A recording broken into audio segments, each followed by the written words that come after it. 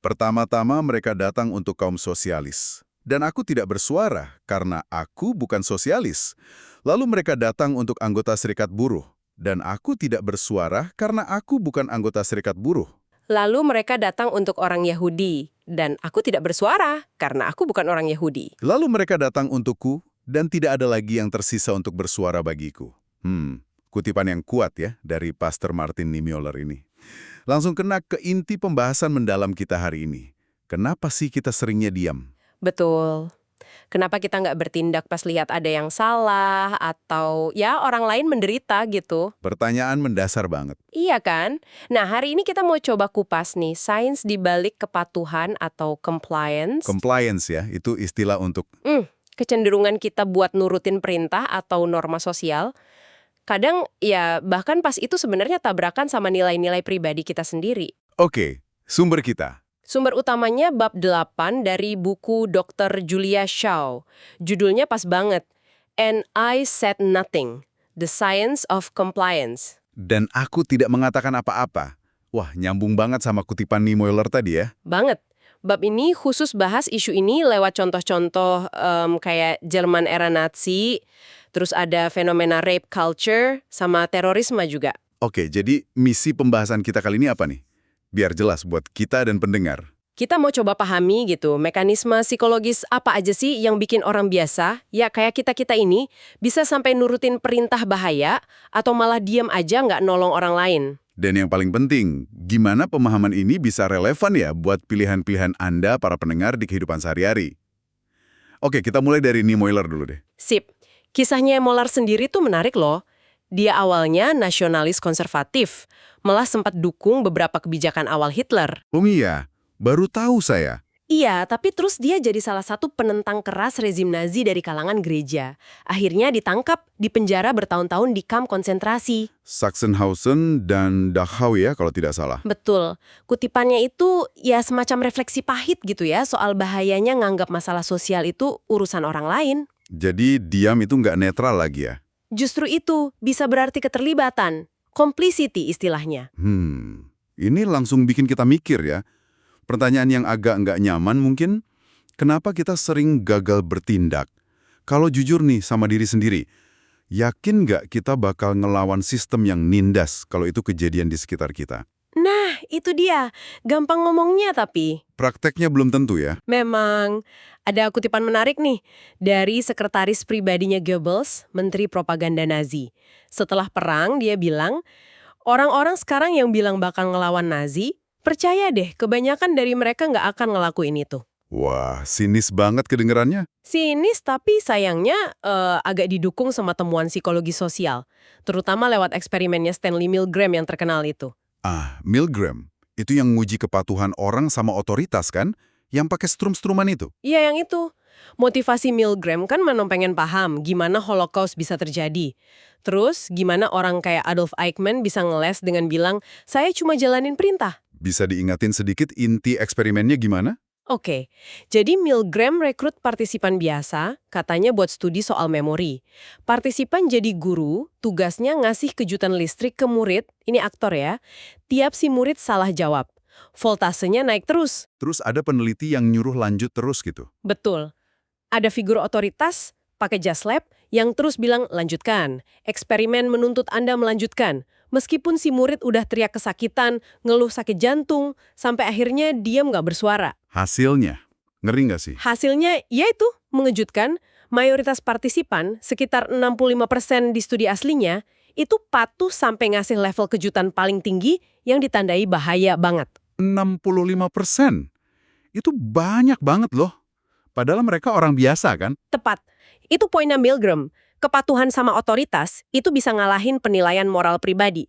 Tapi penting juga diingat, konteks Jerman Nazi itu kompleks. Maksudnya? Ya, ada yang emang benar-benar percaya ideologinya, ada yang cari untung, tapi ada juga kelompok besar yang ngerasa mereka cuma jalanin tugas. Nah, kelompok ini yang coba dipahami Milgram. Meskipun eksperimennya banyak dikritik juga kan soal etika dan lain-lain. Iya, banyak kritik dan interpretasinya juga masih jadi perdebatan.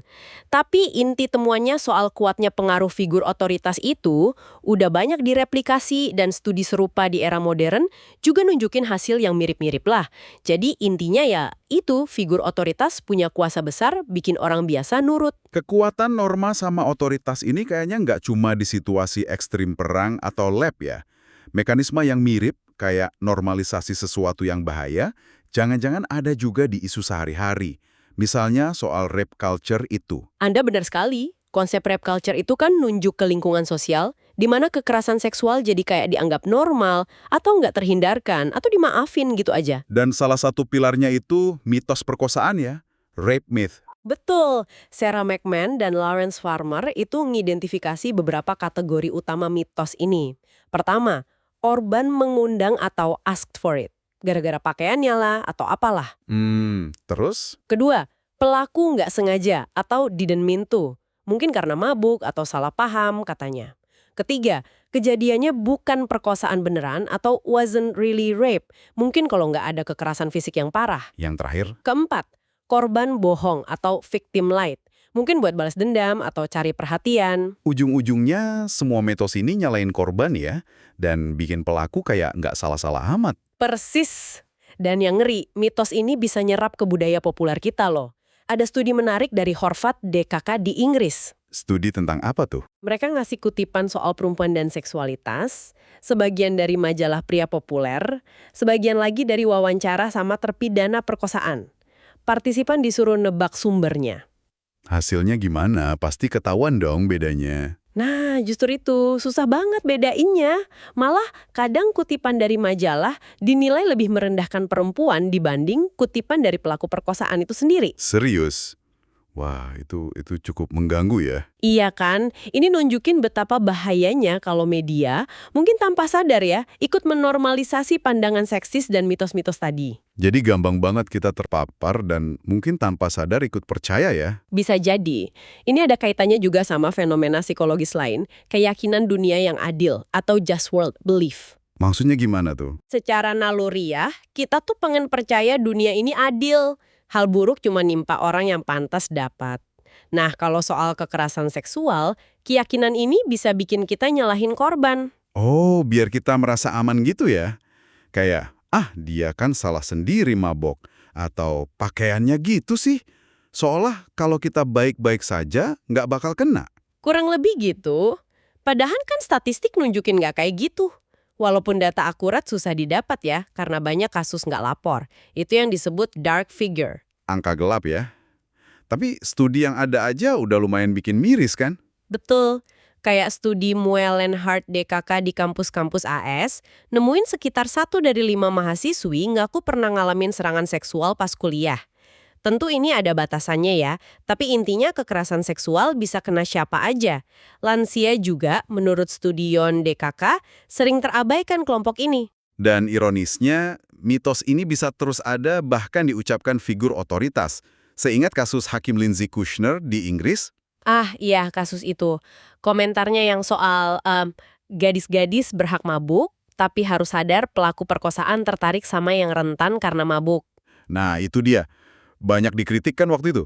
Iya, karena kesannya kayak ngebebanin pencegahan ke korban, bukan pelaku. Analoginya kayak nyalahin yang rumahnya kemalingan karena lupa ngunci pintu. Ini nunjukin betapa dalamnya bias ini tertanam. Jadi mitos ini bukan cuma kepercayaan salah, tapi aktif ngebentuk cara kita ngerespons kekerasan seksual.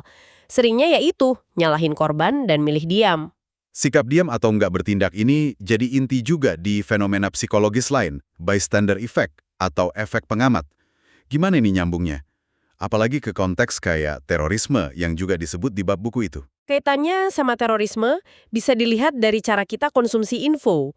Francis Larson pernah nulis, kalau kita nonton video kekerasan ekstrim kayak pemenggalan gitu, yang dirilis kelompok teroris, Ya, kenapa? itu secara nggak langsung bikin kita terlibat, karena kita ngasih perhatian. Padahal perhatian itu salah satu tujuan utama mereka, dapat publisitas, nyebarin takut. Jadi nonton itu bukan pasif lagi, tapi ikut nyebarin pesan mereka. Wah, ini penting banget buat kita sebagai konsumen media ya. Harus lebih sadar sama dampak klik dan tontonan kita.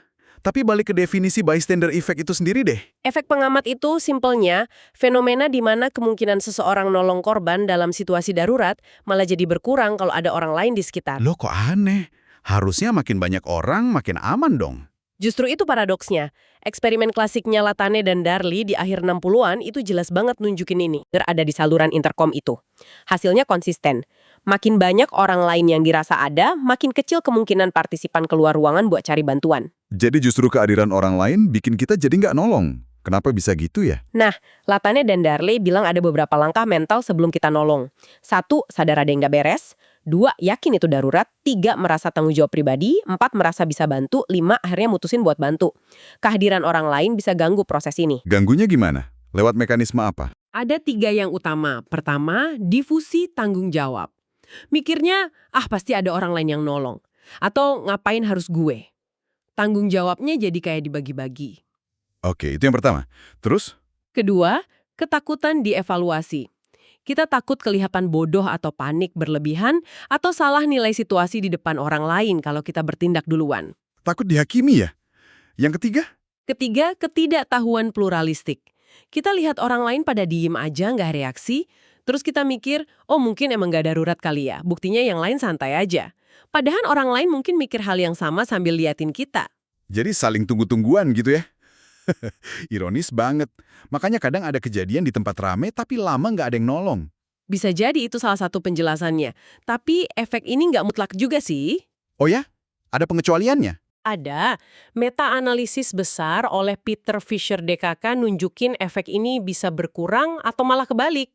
Misalnya kalau situasinya bahaya banget dan jelas pelakunya siapa.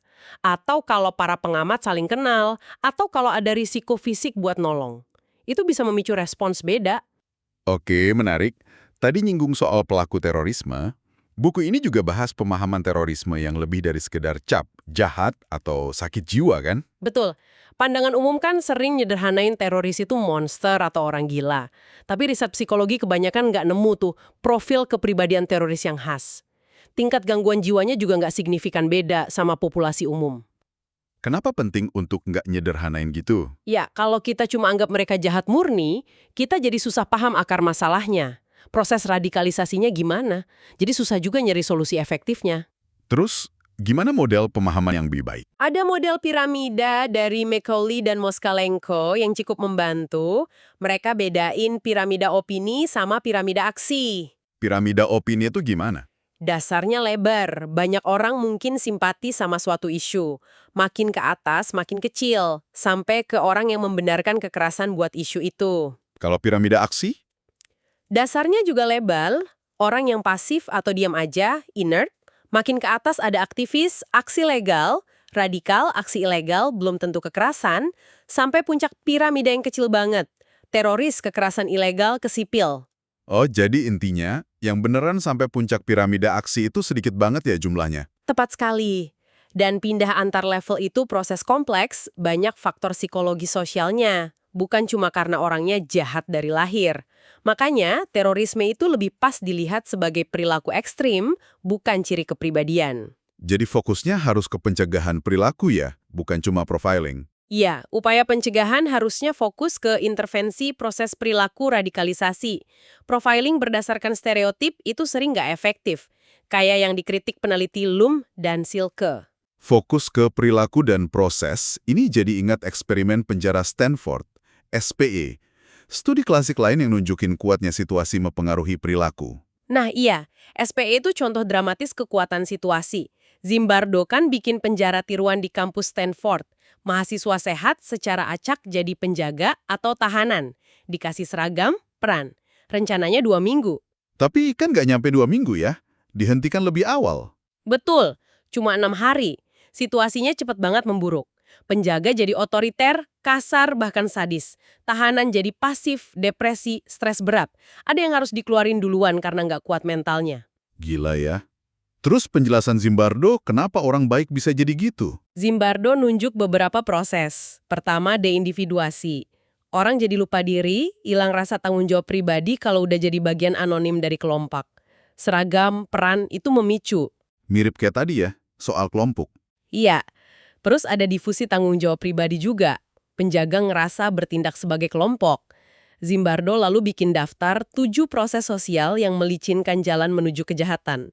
Termasuk langkah kecil tanpa mikir, dehumanisasi korban, patuh buta sama otoritas, konformitas sama grup. Dan temuan ini dipakai Zimbardo buat jelasin kasus nyata kayak penyiksaan tahanan di Abu Ghraib kan? Tepat. Zimbardo jadi saksi ahli di kasus itu. Argumennya, Abu Ghraib itu bukan cuma ulah beberapa apel busuk, oknum jahat, tapi hasil dari sistem dan situasi penjara yang buruk, tong busuk. Mirip kayak di SPE. Meskipun SPE sendiri juga banyak dikritik ya. Soal etika, pengaruh Zimbardonya. Betul, banyak kritikannya. Tapi pesan intinya soal situasi sosial yang kuat bisa ngalahin sifat pribadi, itu tetap relevan. SPE kayak ngasih lihat di lab gimana gampangnya orang baik bisa berbuat buruk kalau situasi dan peran sosialnya mendukung. Ini jadi balik lagi ke pertanyaan awal ya, soal orang biasa yang melakukan hal mengerikan, kayak kasus Adolf Eichmann dan konsep kebanalan kejahatannya Hannah Arendt. Iya, Hannah Arendt kan filsuf politik yang ngeliput sidang Eichmann di Yerusalem tahun 61. Eichmann ini salah satu arsitek utama Holocaust, ngurusin logistik deportasi jutaan Yahudi ke kamp kematian. Arendt pasti ngarep ketemu monster ya?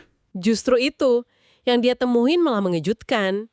Birokrat yang kelihatan biasa aja, datar malah ngebosenin. Bukan monster sadis tapi? Normal. Normal secara mengerikan, gitu kata Arendt. Eichmann kayaknya lebih peduli sama jadwal kereta, sama target deportasi daripada penderitaan manusia akibat tindakannya. Ngomongnya pakai bahasa birokratis, klise, kayak nggak bisa mikir dari sudut pandang orang lain. Itu yang disebut kebanalan kejahatan, the banality of evil. Iya, masalahnya, kata Arendt, bukan Eichmann itu unik, tapi justru karena banyak orang kayak dia. Orang normal yang berhenti mikir kritis, nelen propaganda bulat-bulat, fokus jalanin tugas dalam sistem yang jahat. Penggunaan bahasa halus kayak solusi akhir buat pembunuhan massal juga ngaruh kan? Biar pelaku nggak ngerasa ngeri sama perbuatannya. Tentu, Arendt dan Milgram sama-sama nunjukin gimana bahasa bisa dipakai buat mensterilkan kengerian. Nah, pas Eichmann ngeles, saya cuma jalanin perintah. Ditolak mentah-mentah ya sama pengadilan. Betul. Kepatuhan buta apalagi sama perintah yang jelas ilegal dan amoral secara masif, itu bukan alasan. Hukum internasional dan militer modern juga gitu kok prinsipnya. Perintah atasan yang melanggar hukum tuh nggak boleh dipatuhi. Jadi kisah Eichmann itu peringatan buat kita semua ya? Iya, menurut Arendt, peringatan universal bahwa kejahatan terbesar itu seringnya bukan dilakukan monster, tapi orang biasa yang nyerahin kemampuan berpikir kritisnya ke otoritas atau ideologi. Oke, setelah kita bahas banyak konsep dan contoh ini, coba kita tarik benang merahnya deh. Oke, dari diskusi kita kelihatan ya ada beberapa kekuatan psikologis kuat yang bisa bikin kita patuh buta atau malah diam aja pas bahaya. Ada soal kepatuhan sama otoritas kayak di Milgram. Terus ada normalisasi keyakinan atau tindakan berbahaya, kayak mitos perkosaan itu. Betul, ada efek pengamat yang bikin kita lumpuh di keramaian. Ada kekuatan situasi dan peran sosial yang bisa ngalahin kepribadian, kayak di SPEA. Sama deindividuasi ya, Iya. kehilangan moral pas gabung kelompok. Nah, itu dia. Dan poin pentingnya nih yang perlu Anda ingat juga. Apa tuh? Mekanisme ini nggak cuma berlaku buat orang lain atau orang jahat di luar sana.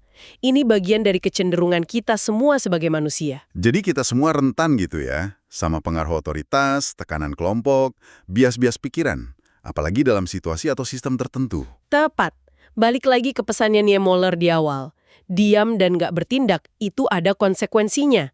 Paham mekanisme psikologis ini, kenapa kita patuh, kenapa kita diam, itu langkah pertama yang penting. Biar kita bisa lebih waspada dan mungkin milih jalan yang beda. Oke, jadi kesimpulan utamanya, memahami sains di balik kepatuhan ini ngebantu kita sadar gimana orang biasa, kayak Anda dan saya, bisa aja terlibat, sadar atau nggak sadar, dalam tindakan yang merugikan atau bahaya. Dan seringnya bukan karena niat jahat ya, tapi ya itu, kombinasi ikut arus, nurut perintah, nyesuaiin diri, atau ya sekedar gagal buat ngomong sesuatu pas harusnya kita ngomong. Nah, ini membawa kita ke pemikiran penutup nih buat Anda renungkan. Nyambung lagi ke Arendt dan Niemöller tadi. Kalau kepatuhan buta atau terlibat karena diam, itu bukan pembelaan yang sah, apalagi kalau konsekuensinya besar. Maka pertanyaannya jadi gini, langkah kecil apa yang bisa Anda ambil mulai hari ini di lingkungan Anda sendiri, di kerjaan, di komunitas, pas online mungkin. Untuk mulai berani nanyain norma yang mungkin keliru. Atau sekedar nyuarain ketidakadilan kecil yang Anda lihat. Atau nolak buat diam aja pas Anda lihat ada yang salah.